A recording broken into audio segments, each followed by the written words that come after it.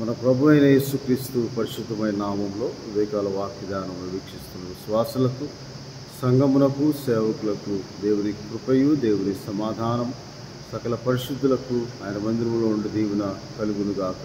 ఆమేన్. ఉదయకాల వాక్యదానము 2వ దినవృత్తాంతములు 13వ అధ్యాయము 21వ వచనము. అబియా అభివృద్ధి నొందెను. దేవుడైన యెహోవా ఆశీర్వాదములో అభివృద్ధి అనేది చాలా ప్రాముఖ్యమైన దీవెన. ఎప్పుడు దేవుడు మనలను అభివృద్ధిని అందిస్తాడు అంటే మొట్టమొదటిగా ఆయనకు ప్రార్థన చేయాలి. కీర్తన గ్రంథము 118వ అధ్యాయంలో ఇలాగ దేవుని వాక్యంలో 25వ వచనం, యెహోవా దయచేసి నన్ను రక్షించుము, యెహోవా దయచేసి అభివృద్ధి కలిగించుము అని ప్రార్థన చేస్తాడు. ఆ అభివృద్ధి దేవుణ్ణి విడవక, దేవుని నామం ప్రతినిత్యం స్మరించుకుంటూ, ప్రతి విషయంలో దేవుని ఆశ్రయిస్తూ, ప్రతి విషయంలో దేవుని కృతజ్ఞతాస్తుతులు స్తోత్రం చెల్లిస్తూ, గడిచిన కాలంలో పూర్వపు దినములను జ్ఞాపకం చేసుకుని ఆయన మన జీవితంలో చేసిన ప్రతి మేలుకై, ఉపకారములకై కృతజ్ఞతాస్తుతులు స్తోత్రములు చెల్లిస్తూ, ఆయన క్రియలను ధ్యానిస్తూ మనము ప్రార్థించినప్పుడు ఆయన అభివృద్ధి అనుగ్రహిస్తారు. అందుకే కీర్తన గ్రంథం 143వ అధ్యాయంలో 5వ వచనం, పూర్వదినములు జ్ఞాపకం చేసుకుంటున్నాను, నీ క్రియలన్నీ ధ్యానించుచున్నాను, నేను నీ చేతి పనులు యోచించుచున్నాను, నీ తట్టు నా చేతులు చాపుచున్నాను, ఎండిపోయిన భూమి వెళ్ళే నా ప్రాణము నీ కొరకు ఆశపడుచు ఉన్నది అని దేవుని వాక్యంలో రాయబడింది. అందువల్ల ఆ అభివృద్ధి అనేది దేవుడు అనుగ్రహిస్తాడు. అబియా కూడా అలాగే అభివృద్ధి పొందాడు.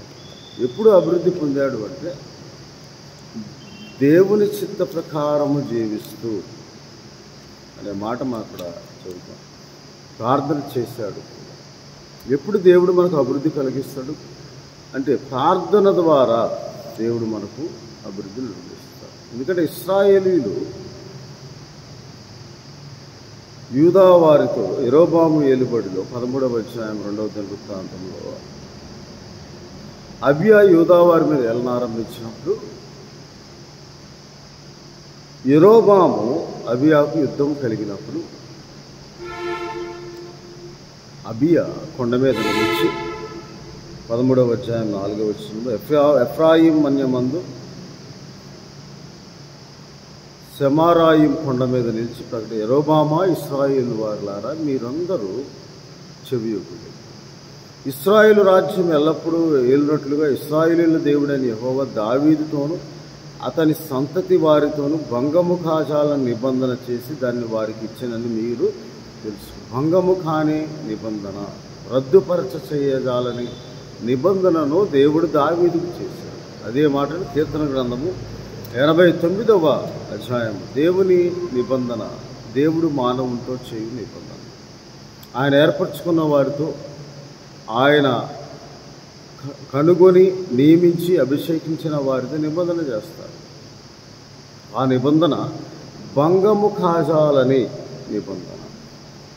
అందుకే దేవుని వాక్యంలో 89వ కీర్తనలో దేవుడు 20వ వచనంలో, నా సేవకుడైన దావీదును నేను కనుగొని ఉన్నాను, నా పరిశుద్ధ తైలంతో అతను అభిషేకించి ఉన్నాను, నా చేయి ఎడతెగక అతనికి తోడైందును, నా బాహువు అతని బలపరచదును.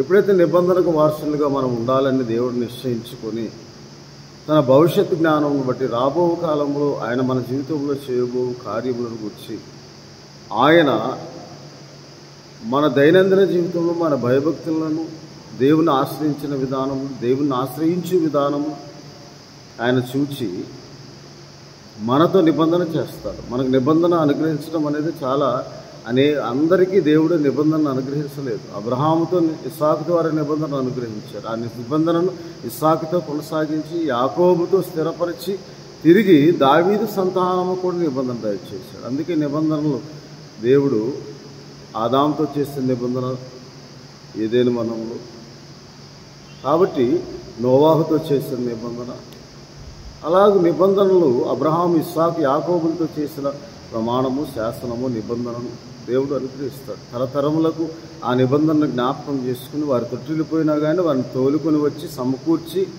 స్థిరపరచి బలపరిచే దేవుడు. అందుకే ఆయనకు సర్వశక్తిమంతుడని దేవుడు అని పేరు, సర్వలోకములకు దేవుడని ఆయనకు పేరు. కాబట్టి దావీదును నా 24:89 కీర్తన, నా విశ్వాసతయు నా కృపయు అతనికి తోడై ఉండును, నా నామం బట్టి అతను కొమ్ము హెచ్చింపబడుతుంది. కొమ్ము అనేది అధికారము, ఆధిపత్యం. కాబట్టి నిబంధనలో దేవుడు ఎప్పుడు మనకు తోడుగా ఉంటాడు.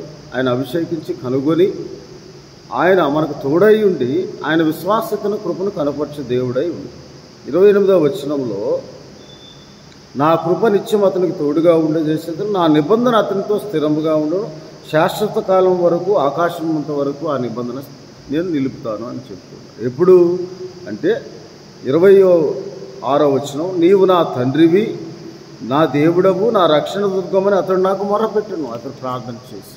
అందువలన కీర్తన గ్రంథం 8వ అధ్యాయం అంతే మాత్రము కాక 89వ అధ్యాయం 33వ వచనంలో, నా కృపను అతనికి బొత్తిగా ఎడమ చేయను, అబద్ధీకుడనై నా విశ్వాసతను విడువను, నా నిబంధనను నేను రద్దుపరచను అంటాడు. భంగము కాజాలు ఒకసారి దేవుడు నిబంధన చేస్తే, దేవుడు నిబంధన స్థిరపరిస్తే నేను హెచ్చిస్తాడు, నేను అభివృద్ధి కలిగిస్తాడు. ఎప్పుడు ఆయన ప్రతినిత్యం ఆశ్రయించినట్లుగా నీ హృదయం ఆయన వైపు తిప్పుకొని ఆయనకు లోబడే హృదయం ఆయన ద్వారా మనం పొందుకున్నప్పుడు, ఆయన నామందు భయభక్తిని కలిగించే ఆత్మను మనం పొందుకున్నప్పుడు, ఆయన పుట్టించినప్పుడు ఆ ఆత్మ ద్వారా మనం దేవుని ప్రతినిత్యం ఆశ్రయించే వారముగా, అభివృద్ధి చెందే వారముగా, ఆశీర్వదింపబడి వారముగా, కొమ్ము హెచ్చింపబడిన అధికారం, ఆధిపత్యము దావీదుకు దేవుడు అనుగ్రహిస్తూ ఉన్నాడు. అలాగే నా పెదవుల గుండా వెళ్ళిన మాటను మార్చను, అతని సంతానం శాశ్వతముగా ఉండునని 36వ వచనంలో, చంద్రున్నంత కాలం అది నిలుచుననియు, నా పరిశుద్ధ తోడ నేను ప్రమాణం చేసి దావీదుతో నేను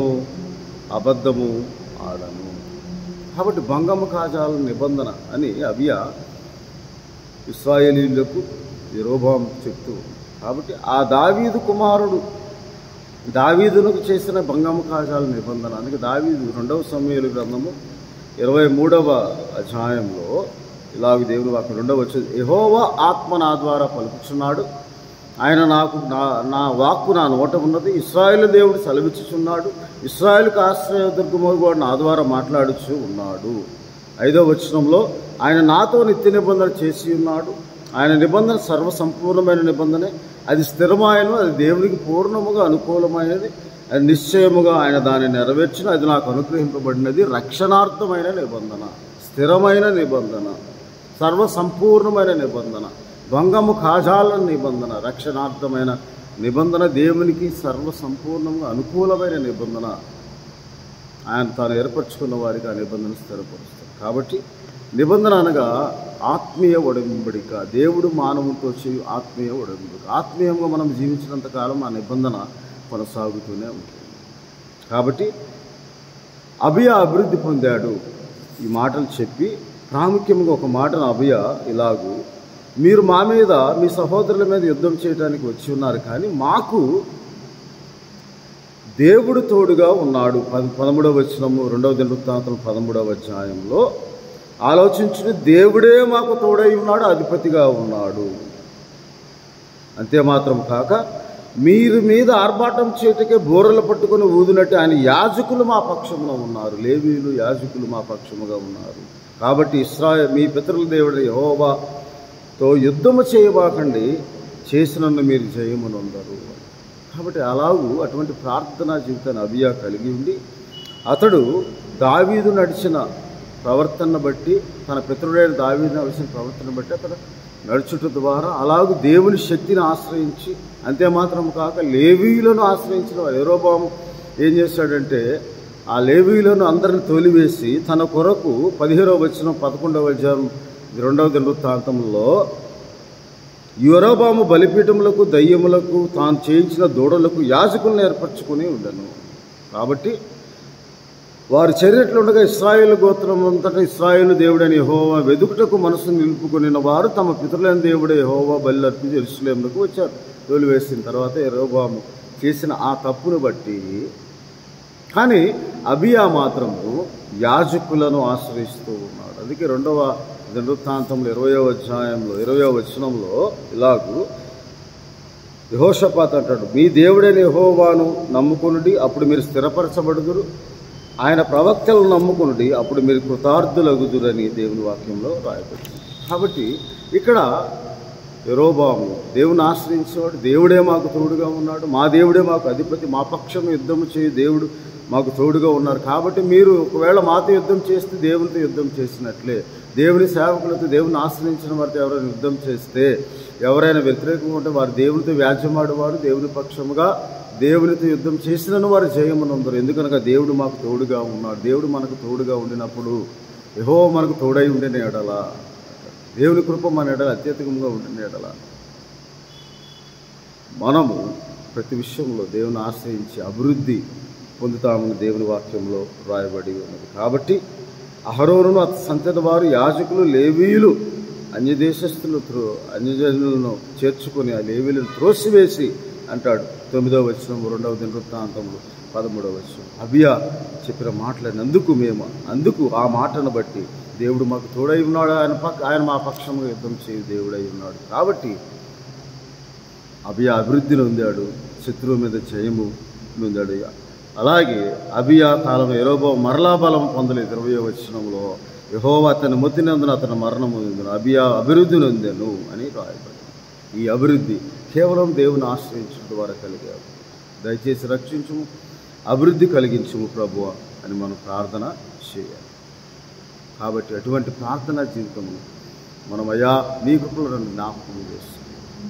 నీవు మాకు తోడై ఉన్నావు, నీవు తోడై ఉన్న చాలు, నిత్యము మాకు అది మేలు ప్రభువా అని నువ్వు ప్రార్థించి, ఆకాశముందు నీవు తప్ప మాకెవరు ఉన్నారు, నీవే మా దిక్కు, మా కోట, మా కొండ, మా ఆశ్రయము నీవే అని మనం ప్రార్థన చేసినప్పుడు దేవుడు మన వైపు తిరిగి మన కార్యమును సఫలపరుస్తాడని దేవుని వాక్యంలో రాయబడింది. ఆయన నీ కార్యమును సఫలపరచు దేవుడు.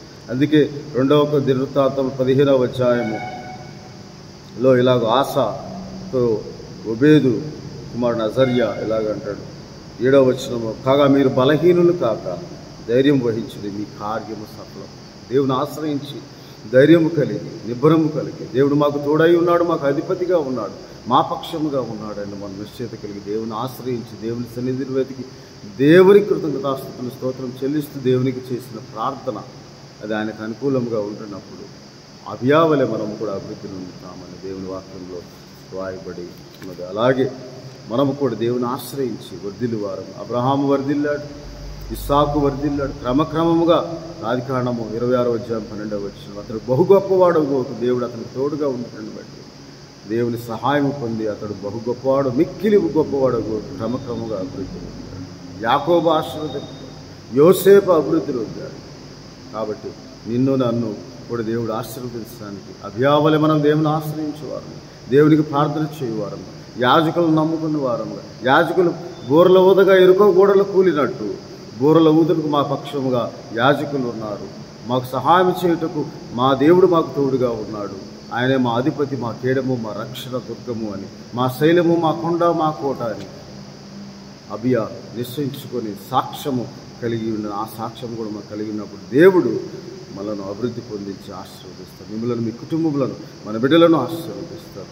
నెమ్మదిని, సంతోషంలో సమాధానం మనకు అనుగ్రహించి భంగము కాజాలని నిబంధన, రద్దుపరచజాలని నిబంధన, నేను అబద్ధమాడని రద్దుపరచని నిబంధన దావీదుతో చేసి ఉన్నానని మాట తప్పని దేవుడు ఈరోజు నీకు నాకు ఆ నిబంధన అనగా ఆత్మీయ ఒడంబడికను, a spiritual agreement between God and man is a covenant.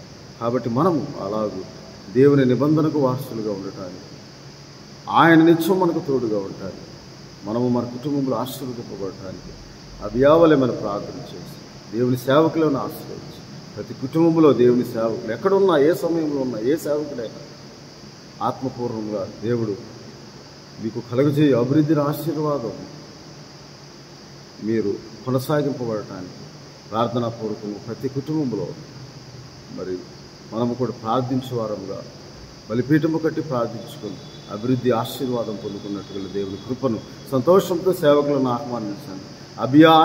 ఆశ్రయించిన యాజకులు గోరలు పట్టుకొని ఊదుటకు సిద్ధముగా ఉండినప్పుడు మా పక్షమున యాజకులు ఉన్నారు. మీ పక్షమున ప్రతి సేవకుడు ఎప్పుడు ఎల్లప్పుడూ మీ పక్షం నుండి మీకు ప్రార్థించేవారుగా ఉన్నారు. కాబట్టి ఆతిథ్యం ఇవ్వండి సేవకులకు దేవుని నామమును ఆశ్రయించిన ఆయన నమ్ముకోండి. అప్పుడు మీరు స్థిరపరచబడి అభివృద్ధి కృతార్థులగుదురు అంటే అభివృద్ధి ఆశీర్వాదం దేవుడు మీకు అనుగ్రహిస్తాడు. అట్టి కృపను అట్టి ఆత్మ నడిపింపును దేవుడు మీకు దయచేయను గాక, మనందరికీ దయచేయను గాక. ఆమె ప్రభానికి స్తోత్రాలు. కృపగల దేవాదాయగల మాట్లాడి అభియా యొక్క సాక్ష్యం ద్వారా మీరు మాతో మాట్లాడారు. అలాగూ అభివృద్ధి నందనని మీ వాక్యం సెలవిచ్చిన ప్రకారం మేము కూడా అలాగే ప్రభా మీ సేవకులను ఆశ్రయించి మిమ్మల్ని నమ్ముకొని మేము కృతార్థులమై కృతజ్ఞతాస్తుతులు స్తోత్రం చెల్లిస్తాం. ప్రభా దయచేసి రక్షించుము, దయచేసి అభివృద్ధి కలిగించమని ప్రార్థించి మిమ్మల్ని నమ్ముకొని జీవించి ఆ ఆశీర్వాదం పొందుకునే కృపను మా అందరికీ దయచేయమని ఈ వీడియో ద్వారా వీక్షించిన ప్రతి ఒక్కరి కుటుంబంలో అభివృద్ధి ఆశీర్వాదం క్షేమం కాపుదల సంరక్షణ స్వస్థత ఆరోగ్యము దయచేసి మీ సన్నిధులు జ్ఞాపకం చేసుకుని దీవించమని మా ప్రభువును మా రక్షకుడైన యేసుక్రీస్తు వారి పరిశుద్ధమైన నామమున ప్రార్థన చేయుచున్నాను తండ్రి.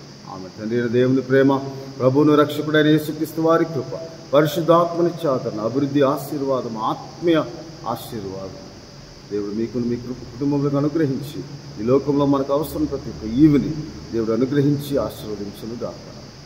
దేవుడు మిమ్మల్ని దీవించును గాక.